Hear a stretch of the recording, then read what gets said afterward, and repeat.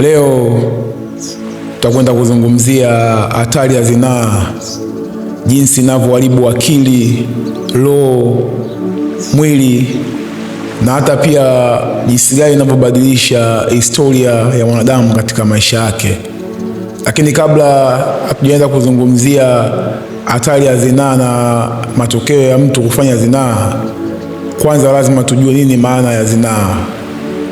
Neno zinaa kwa maana kabisa ile inayoeleweka zaidi, zinaa ni ile hali ya mwanamke au mwanaume kushirikiana kingono pasipokuwa na uhalali wake.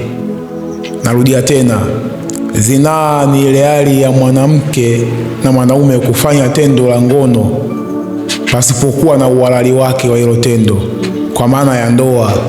Hiyo tunasema ni tafsiri ya moja kwa moja kwamba hiyo ni zinaa. Sasa kuna aina ngapi za zinaa? Tunasema kuna aina kuu mbili za zinaa. Zinaa ya kwanza ni ile zinaa ya matendo kabisa, yani kitendo kabisa cha action, kama mwanamke na mwanaume wanafanya kabisa kitendo kabisa zaili shaili cha tendo lile la ngono, kwa maana ya zinaa. Lakini pia zinaa ya aina ya pili tunasema ile zinaa ya mafikirio, yani zinaa ya kufikiria. Tunasema kwa kauli nyingine masturbation ama estimna, yani kujichua. Mwanaume au mwanamke anakaa muda mwingi anamfikiria mwanamke au anamfikiria mwanaume, huku akijifanyia mchakato wa masturbation au estimna. Hiyo ndio tunasema kujichua. Ile nayo ni zinaa kwa mujibu wa kitabu cha Mathayo 5:27.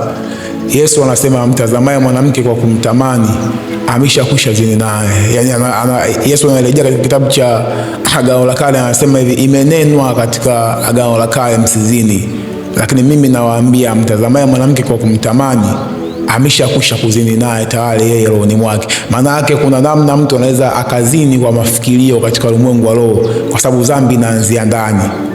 Kwa hiyo ndio tunasema estimna ama kujichua. Hii ni aina ya pili ya zinaa. Aina ya kwanza ni ile ya kitendo, alafu aina ya pili hiyo ya estimna kwa maana ya kujichua. Lakini tuangalie zaidi kwa kina zaidi, ni madhara yapi ambayo mtu anaweza akayapata kutokana na ufanyaji wa zinaa. Fuatana na mimi kwa makini sana. Tunasema matokeo ya zinaa ama madhara ya zinaa. Zara la kwanza tunasema zinaa uharibu wa akili ya mwanadamu. Ukisoma katika kitabu cha Methali 6:7 inazungumza kwamba azinie hana akili.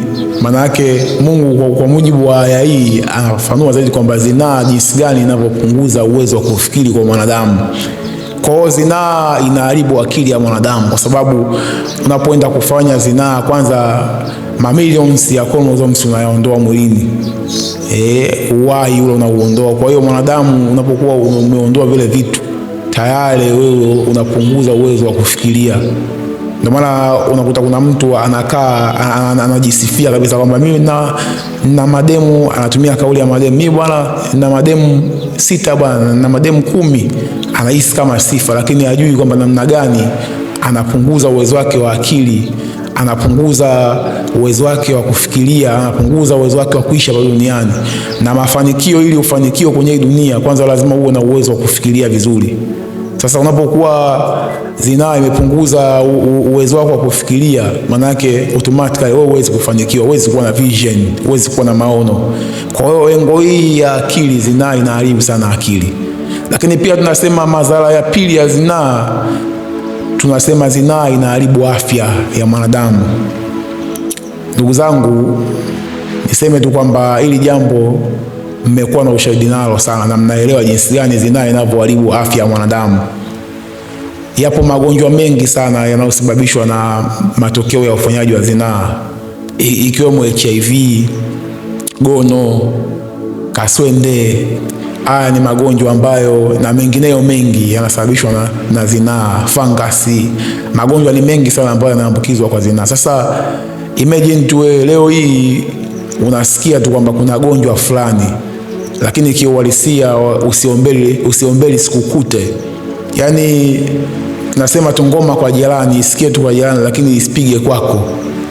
Leo hii hapo ulipo ukapata tu ghafla kwamba wewe umeathirika na virusi viko mwilini mwako. Unasikia ni gonjwa la kawaida kwa sababu wanalo mtu mwingine, lakini huwezi jua namna gani watu wanavyoteseka dhidi ya lile gonjwa. Mtu anakunywa dawa kila siku, inabidi aamke anywe dawa. Ni mateso makubwa sana. Lakini pia afya, unakuwa huna uhakika wa maisha, unakuwa huna uhakika wa afya.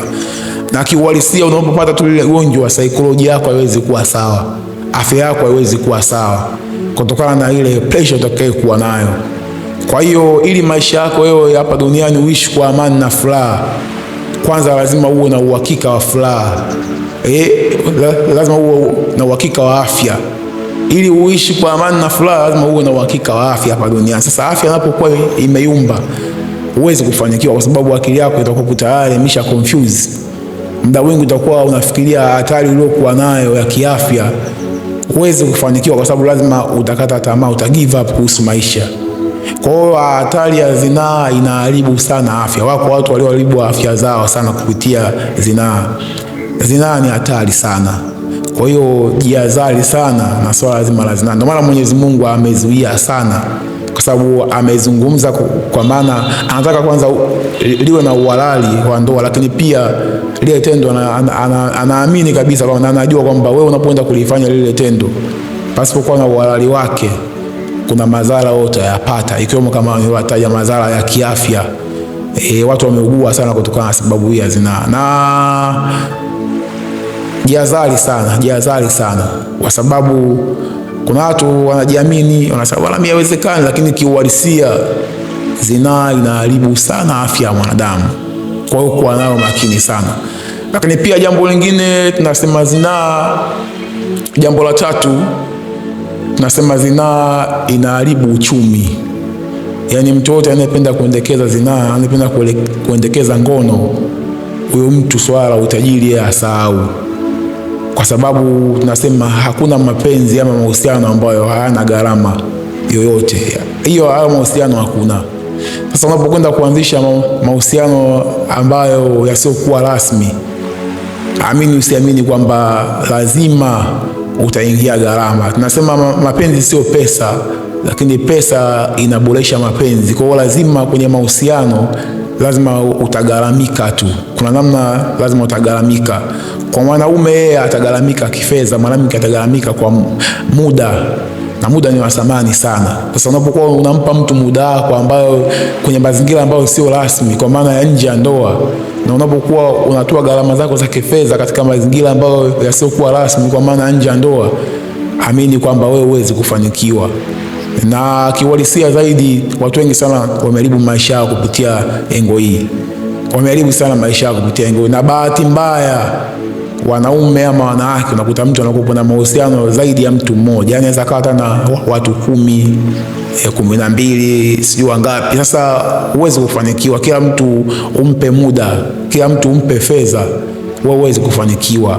Na baadhi ya watu mwisho wa siku, mahusiano yasiokuwa rasmi yanawapelekea watu kuwa na stress, kwa sababu umeinvest muda mwingi sana kwa mtu, umeinvest gharama kubwa sana kwa mtu, lakini mwisho wa siku baadaye unajikuta yule mtu mnaachana na kubetray wewe, unapata matatizo ya kisaikolojia.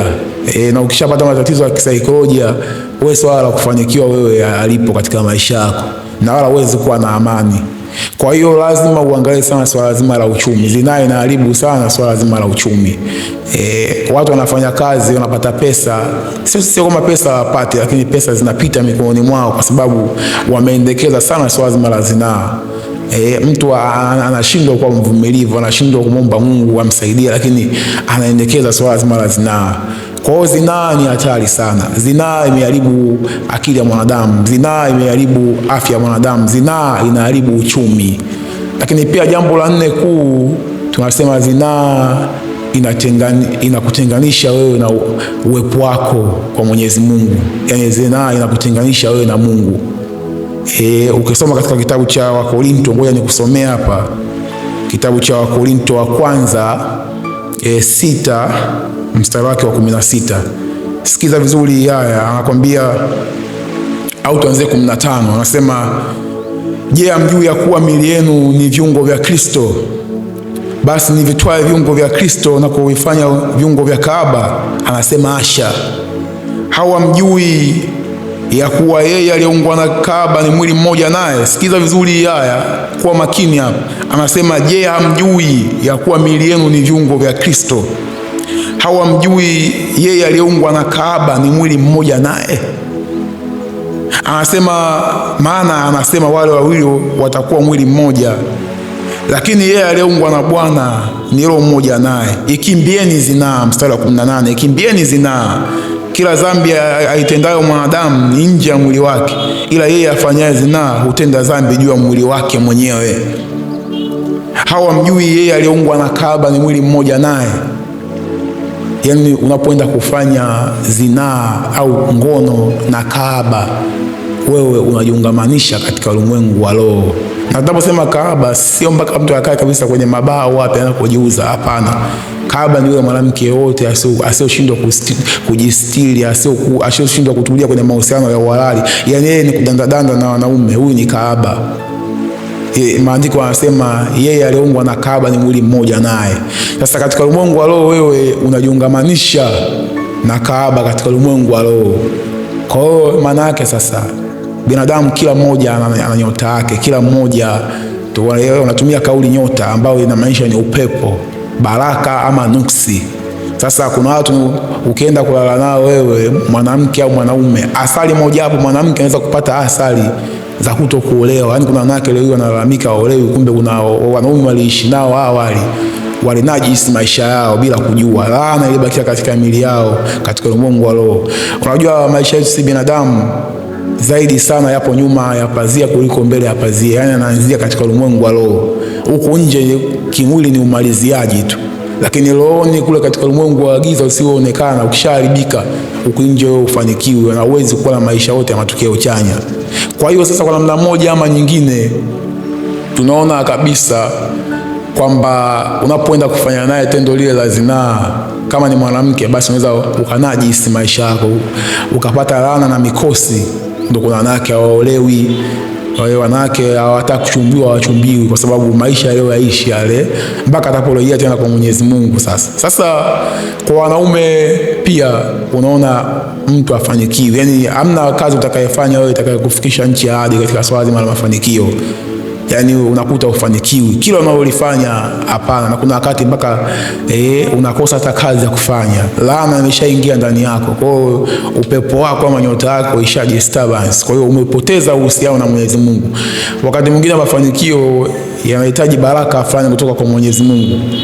Hata ukisoma kitabu cha Methali, ukisoma habari za Suleiman, nafikiri Suleiman Mungu alimjia katika njozi, akamwambia unataka nini? Akamwambia nahitaji, aliomba hekima, lakini Mungu anasema akamzidishia vyote. Tunaona hata Yusufu alipewa mali na Bwana. Kwa hiyo ukitaka mali zile za uhalali wa Mwenyezi Mungu, kwanza lazima uwe safi. Umeona? Na mara kitabu cha Wakorinto, ukisoma Timotheo, ni Wakorinto nafikiri, Timotheo wa kwanza 6:17 inasema, walio matajiri wa ulimwengu wa sasa wasijigambe kwa utajiri wao usiokuwa yake, bali wamtumainie Bwana awapaye vitu vyote ili wavitumie katika shukrani. Maana yake sasa Mungu anatoa mali. Sasa ili upate mali za Bwana za uhalali, kwanza hakikisha maisha yako hana unajisi ndani. Unajisi, ukianajisi maisha yako katika zinaa, maana yake zile baraka zinaondolewa. Ndio maana anasema yeye aliyeungwa na kahaba ni mwili mmoja naye. Maana amesema wale wawili watakuwa mwili mmoja. Yaani anakoti kitabu cha Mwanzo, Mungu anaambia nyinyi mtakuwa mwili mmoja, habari za Adam na Eva. Sasa kwa hiyo zinaa inaharibu sana maisha, inatakiwa uwe nayo makini sana. Kwa hiyo ndio maana Biblia imejaribu kuonya vikali sana wale watu unaoenda kuzini nao, wala mapepo, wana roho za giza. Sehemu moja ukisoma kitabu cha Mathayo 28, wakati Yesu anafufuka, nafikiri kwa mtu mmoja anaitwa Mariamu wa pili. Maana kuna Mariamu mama yake Yesu, alafu na Mariamu yule wa pili ambaye yule Mariamu, kuna Mariamu ambaye Yesu alimtoa pepo 7 za zinaa. Umeona? Kwa namna moja ama nyingine, yule mwanamke alikuwa na roho za giza ndani, Yesu akamuondolea wale. Kwa hiyo unapoenda kukutana na mwanamke yote katika swala zima la zinaa, au unapoenda kuzini, maana yake kuna vitu wewe mnaachiana. Sasa kuwa makini sana unapoendelea kung'ang'ania swala zima la zinaa. Sasa kipi kifanyike sasa ili kujiondoa katika hali hii? Kwanza, jambo la kwanza kwa wale ambao wanatamani kuacha zinaa, yaani kila kijitahidi wanashindwa, lazima uelewe kitu kimoja. Maandiko yanasema na yaweza yote kwa yeye anitiaye nguvu. Yaani sometimes inatakiwa wewe sasa umwombe Mungu akupe nguvu za kushinda dhambi. Dhambi unaacha, lakini kuna wakati kusudia kuacha kwanza rohoni mwako na akilini mwako. Kwanza inakuhitaji wewe kusudia kuacha, alafu omba support ya Mungu. Anasema nanyi mtapokea nguvu akishawajilia Roho Mtakatifu ndani yenu. Kwa hiyo ukishapokea nguvu, maana yake inakuwa rahisi sana kuacha kwa kupitia maombi. Lakini pia mbali na hapo tu, nasema ili pia kuepukana na swala hili la zinaa, kwa mujibu wa kitabu cha Wakorinto wa kwanza, sikosei ni mstari wake ule wa 7, anasema basi kwa habari ya mambo yale mlioandika, ni heri mwanamume asimguse mwanamke, kwa maana anazungumzia wakati huu karibu. Anasema lakini kwa sababu ya zinaa, mstari wa 2 zingatia, anasema lakini kwa sababu ya zinaa kila mwanamume na awe na mke wake mwenyewe, na kila mwanamke na awe na mume wake mwenyewe. Kwa hiyo Mungu anatuambia katika aya hii, kitabu cha Korinto wa kwanza, Mungu alimtumia Paulo kufundisha hapa. Anasema kwamba kwa habari ya zinaa, basi kila mume awe na mke wake mwenyewe na kila mwanamke awe na mume wake mwenyewe. Chini anaendelea anasema ikimbieni zinaa. Umeona sasa, kumbe Mungu anatoa solution. Kama una uwezo wa kuvumilia, basi unashauriwa uoe, uchukue namna ya uolewe ama uoe. Lakini kama hujaoa bado, basi jitahidi kuishi katika misingi ya Mwenyezi Mungu. Mungu atakusaidia. Yesu anasema jitieni nira yangu na kujifunza kwangu, katika kitabu cha Mathayo 11:29. Yesu wapi alizini? Kwa hiyo lazima tujifunze kwa Yesu. Anasema mkinipenda mtazishika amri zangu, kitabu cha Yohana 14:15. Nami nitamwomba Baba awaletee msaidizi mwingine ambaye ni Roho wa kweli ndani yenu. Kwa hiyo unapompenda Yesu, yeye na kuzishika amri zake, yeye atafanya wepesi kwako namna gani ya kushinda zinaa. Na maana hata katika amri 10 za Mwenyezi Mungu, katika kitabu cha Kutoka 20 mstari wake ule wa 14, sikosei, ukisoma hapo amri ya 7 anasema usizini. Mungu anazuia swala. Kwa hiyo hii ni miongoni katika amri 10 zile za Mwenyezi Mungu. Kwa hata kama unasali kanisani, unaimba vizuri, unaabudu, unasifu, lakini kama umeshindwa kuishinda zinaa, wewe huwezi kutoboa. Yaani swala mbingu, ndoto na mafanikio ndoto. Na ndio maana hata kitabu cha Yakobo 2:10 anasema mtu awaye yote atakayeshika sheria yote, ila atakayejikwaa katika neno moja amekosa juu ya yote. Kwa maana Mungu aliyosema usiue ndio Mungu aliyosema usizini. Ijapokuwa ukuua ila umezini, basi umekuwa mvunja sheria. Semeni na kutenda, mtahukumiwa kwa sheria iliyo huru.